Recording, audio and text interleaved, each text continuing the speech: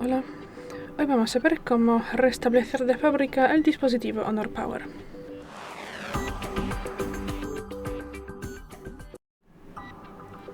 Para esto pasamos a los ajustes, luego tendremos que bajar y nos interesa la penúltima posición de la lista, Sistema y Actualizaciones. Tras eso entramos en Restablecer, luego la última, Restablecer teléfono, bajamos y otra vez pulsamos Restablecer teléfono.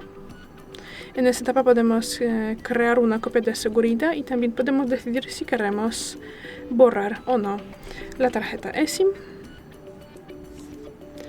Y esperamos.